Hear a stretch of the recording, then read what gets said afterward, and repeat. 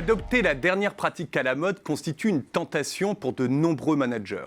Une telle démarche est pourtant loin d'être anodine. En effet, il existe au moins 4 bonnes raisons de ne pas succomber à ces nouvelles tendances, souvent présentées comme étant des recettes miracles. Raison numéro 1, restez concentré sur vos objectifs. Succomber aux sirènes de la mode, c'est d'abord prendre le risque de dilapider un temps précieux dans le déploiement d'une solution séduisante, certes, mais qui ne répond que trop partiellement au véritable enjeu de votre organisation. Songez à votre liste des tâches trimestrielles. A-t-elle réellement quelque chose à voir avec cette nouvelle pratique tant vantée sur les médias sociaux ?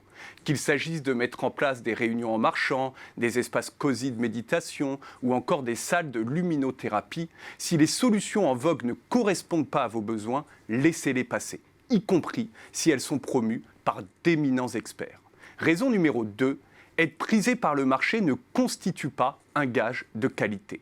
Certains théoriciens, comme Christophe Midler dans La logique de la mode managériale, ou encore Eric Abramson dans Management Fashion, ont parfaitement décrit la mécanique qui conduit un ensemble d'acteurs à converger en même temps sur un même dispositif de gestion. Cette union éphémère s'explique d'abord par des facteurs cosmétiques. En effet, un professeur optera volontiers pour une solution didactique, commode à enseigner, un manager pour une feuille de route prémâchée, un média pour une nouveauté créatrice d'audience, et tous pour un dispositif validé par une institution de prestige. En revanche, nulle étude scientifique ne permet de démontrer que la pratique élue par le marché soit la plus efficace. Une étude menée par 2 chercheurs de Harvard a par exemple démontré que l'open space réduisait de 70% les échanges entre collaborateurs. Or, il s'agissait pourtant ici d'une formule d'aménagement consensuel massivement recommandée pour favoriser le relationnel.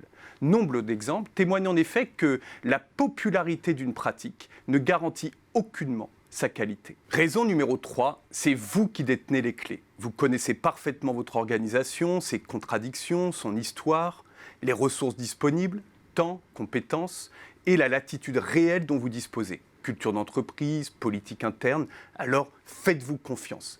Intégrer de but en blanc une solution externe, supposément capable de produire partout les mêmes effets, est un leurre. Le succès des modes managériales repose en effet sur le principe que l'on peut réussir en imitant les meilleures entreprises. Or, il n'y a pas de problème identique, tout simplement parce que toutes les entreprises, y compris les plus performantes, sont uniques. Les stratégies qui fonctionnent ou ont fonctionné pour les unes ne sont pas automatiquement vouées à fonctionner pour les autres, qui plus est sur un autre marché et à une autre période. La meilleure réponse ne peut en effet venir que d'un savant mélange d'inspiration et d'expérience adapté à votre environnement, mais nullement d'une recette supposément miraculeuse qui de toute façon sera bientôt remise en cause.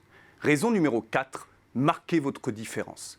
Un leader, c'est avant tout un homme ou une femme courageuse qui possède une vision personnelle et une capacité à engager les autres parties prenantes. Il ne se contente pas de faire du copier-coller pour mener une stratégie indifférenciée, peu enthousiasmante et à terme moins performante.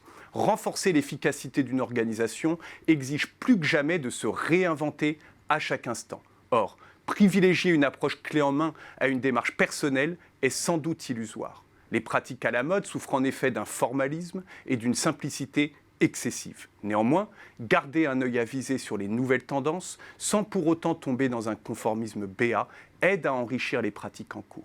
Une évaluation constante de vos actions au regard de vos objectifs est par ailleurs le meilleur moyen de juger de la valeur réelle des pratiques que vous choisirez de mobiliser.